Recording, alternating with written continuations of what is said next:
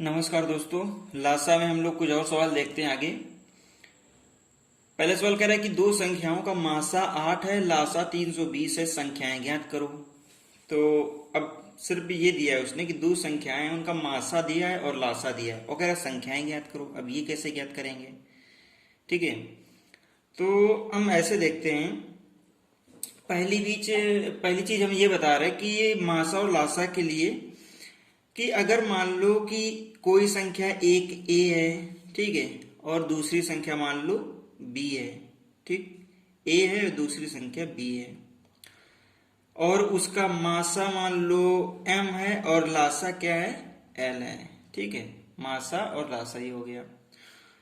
तो जो पहली संख्या होगी इसमें से मासा से भाग चला जाएगा, ठीक है, इसमें से मासा से भाग चला जाएगा। इसको अगर हम भाग देंगे ऐसे करके तो मासा से भाग चला जाएगा। मान लो भाग देंगे तो एक पूर्ण संख्या आएगी, मान लो कि ए आई।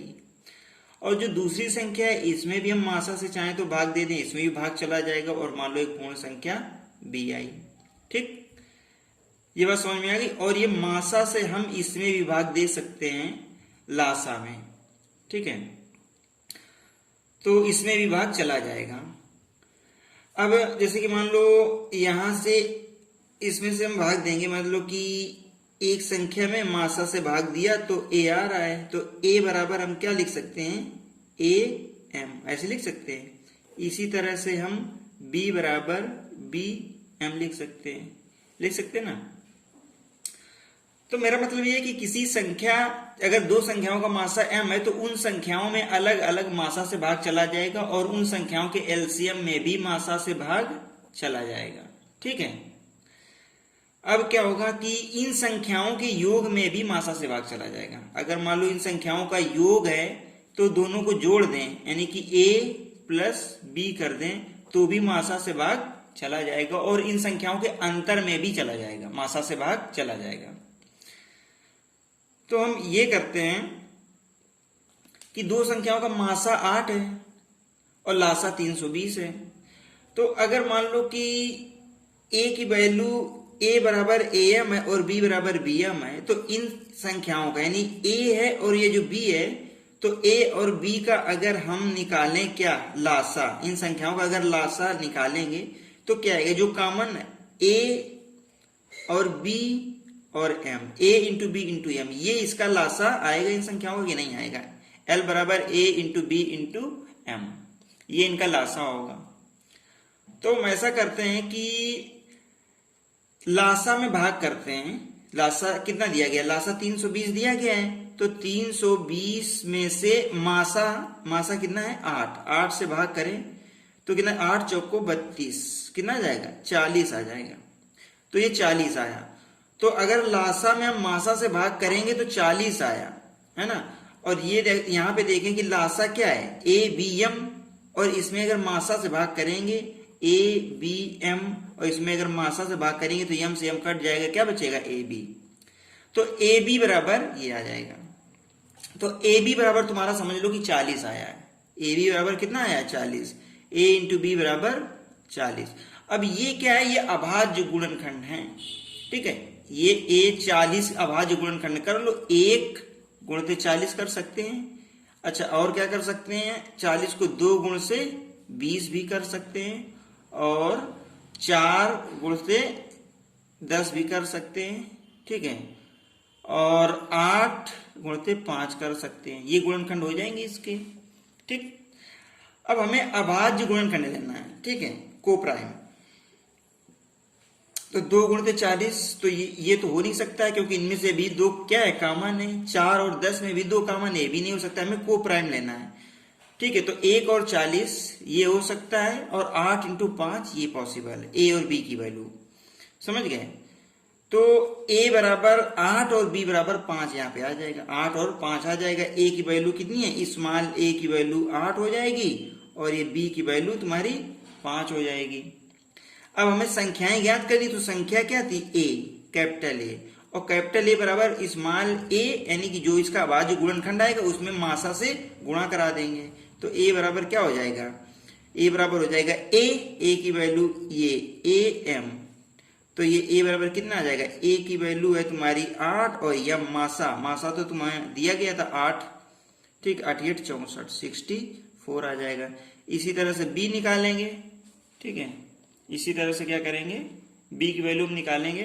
तो बी बराबर क्या आ जाएगा, बी इंटू एम, तो बी की वैल्यू क्या हो जाएगी, बी एम, बी की वैल्यू है तुम्हारी 5, बी की वैल्यू 5 और एम की वैल्यू मासा 8 8 45, तो कितना आ जाएगा, 40 आ जाएगा। तो पहली संख्या 64 और दूसरी संख्या 40, ये हो जाएंगी हमारी संख्याएं। समझ गए, ऐसे निकालते हैं। अगला सवाल देखते हैं हम लोग।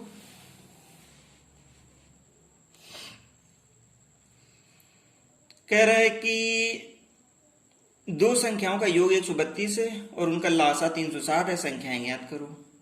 तो दो संख्याएं हैं, उनका योग 132 दिया गया है, यानी कि दो संख्याएं कोई भी ए और बी नहीं होंगी, ए और बी संख्याएं होंगी, तो इनका योग दिया 132, यानी कि ए प्लस बी बराबर तुम्हें 132 दिया है।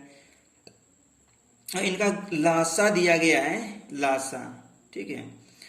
तो लासा कितना दिया गया, यहाँ पे नोट कर लेते हैं, लासा एल बराबर नोट कर लेते हैं 360, ठीक है ना।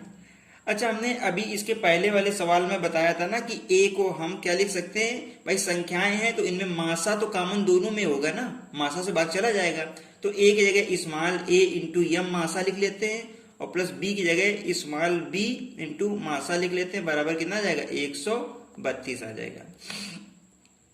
तो हम क्या करेंगे, इसमें से यम तो कॉमन है, तो ए प्लस बी और इंटू एम बराबर कितना हो जाएगा, 132, ठीक है ना, ऐसे कर लिया। इसी तरह से लासा जो होता है, तो लासा हम लोगों ने क्या लिखा था, A into B into M, लासा क्या होता है, ए इंटू बी इंटू ऐसे करके एम, ए बी एम, ठीक है। मासा तो इसमें भी होगा ना, तो ए बी एम बराबर 360। अब हम क्या करें कि ऐसा करते हैं कि ये जो दो संख्याओं का योग 132 है, उनका लासा 360, संख्याएं ज्ञात करो।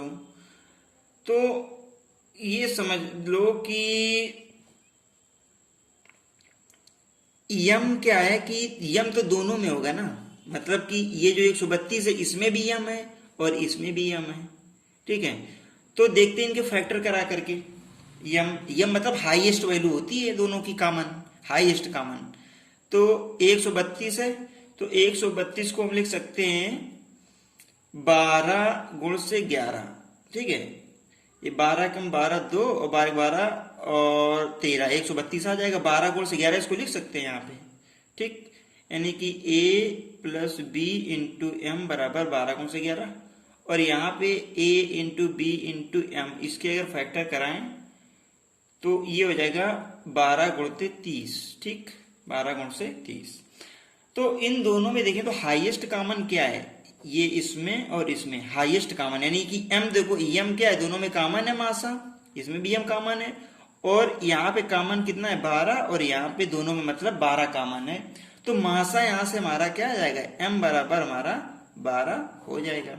अब m अगर 12 हो गया तो a प्लस बी बराबर 11 बचेगा, a प्लस बी बराबर 11 बचा, और यहां से a इंटू बी बराबर 12 तो कॉमन हो गया, मासा 30 बचा, ठीक। अब हम ये देखें इक्वेशन नंबर, इसको हम सेकंड अगर कह दें, तो अब अगर हम इसमें से देखें तो a प्लस बी बराबर 11, a इंटू बी बराबर 30, तो फैक्टर करा लेते हैं इसके, यानी कि वे दो संख्याएं जिनको हम जोड़ें तो 11 आ जाए, और अगर इनका हम गुणा कराएं तो 30 आ जाए। तो 6 पंचे 30, 6 5 11, ये हो जाएगा 6 प्लस 5, यानी कि a प्लस बी बराबर 6 5 11, और a इंटू बी बराबर 6 गुण से 5, 6 पंचे 30, ठीक, यही तो हो रहा है को प्राइम में से।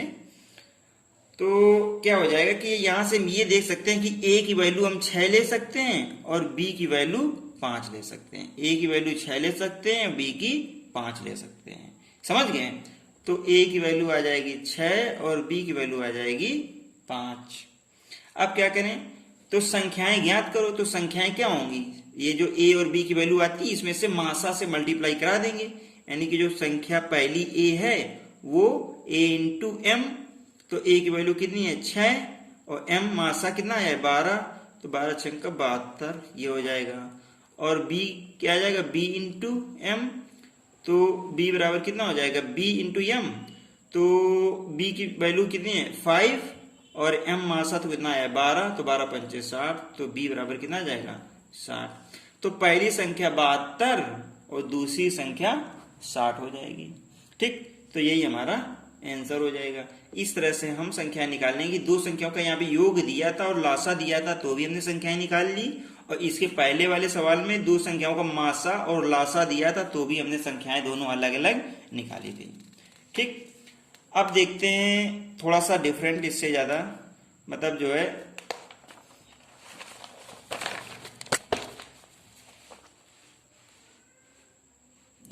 ये देखते हैं अगला सवाल। ये कह रहा है कि तीन संख्याओं का योग 140 है। अब यहाँ पे तीन संख्याएं दे दिया कि तीन, वहां दिया था दो संख्याओं का योग और उनका मासा। ठीक है, वहां पे दिया था क्या, दो संख्याओं का योग और उनका लासा दिया था। ठीक है, दो संख्याओं का योग और उनका लासा दिया था, और यहाँ दिया तीन संख्याओं का योग 140 है, उनका मासा 14 है, लासा भी दिया है 420 है, तो संख्याएं ज्ञात करो। तो यहाँ पे तीन चीजें उसने हमें दे रखी है। तो वैसे ही तीन संख्याओं के लिए हम कर लेते हैं। तो तीन संख्याओं का योग 140 है। ठीक है, मान लेते हैं तीन संख्या हमारी a प्लस बी प्लस सी होंगी और इनका योग 140 हो जाएगा। इनका मासा 14 है। ठीक, मासा कितना है 14 है, तो मासा m बराबर 14 दिया गया है। तो जैसे कि दो संख्याओं के योग में मासा से भाग चला जाएगा, वैसे ही तीन संख्याओं के योग में भी मासा से भाग चला जाएगा।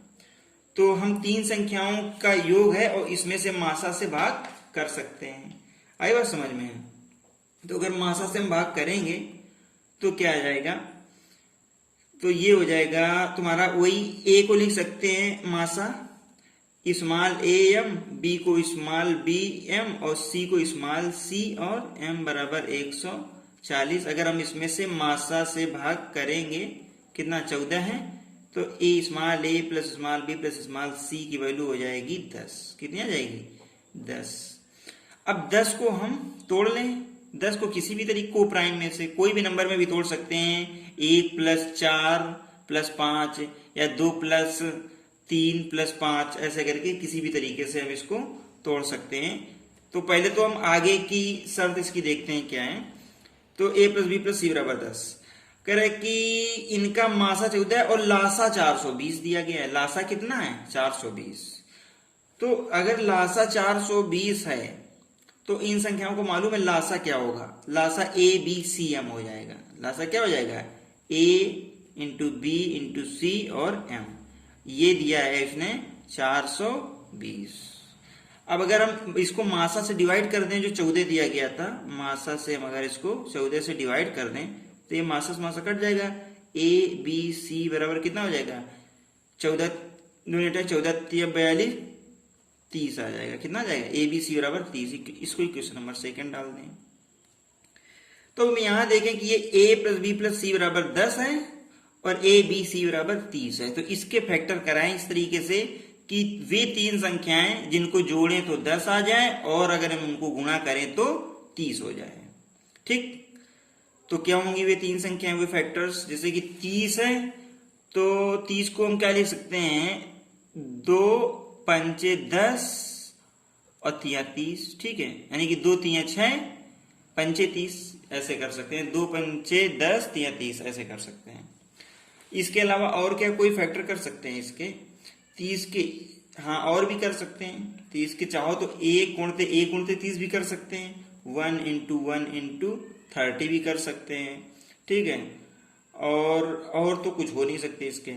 ठीक, 30 एकम 30 एकम 30 ये कर सकते हैं। तो अगर इनका, तो इसका अगर देखें सेकंड नंबर वाला, तो इसका अगर हम गुणा कराएंगे तो 30 एकम 30 एकम 30। ठीक है, तो ये 30 तो आ जाएगा, लेकिन अगर इनको जोड़ेंगे तो 32 हो जाएगा।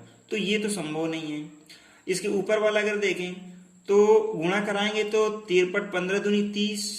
ठीक है, ये हो जाएगा, और मतलब गुणा कराने पे तो 30 आ ही रहा है, और इसके साथ साथ इसको अगर जोड़ें हम तो 5 3 8 2 10, तो जोड़ने पे 10 भी आ रहा है। तो यही संभव है कंडीशंस। ठीक, और इसको चाहे तो ऐसे भी लिख सकते थे हम, 15 दूनी 1 गुण से 2 गुण से 15, ऐसे भी तो लिख सकते हैं। 1 15 दूनी 30 एकम 30। तो अब इसको अगर हम जोड़ेंगे तो 15 2 17 1 18 हो रहा है, ये भी नहीं आएगा।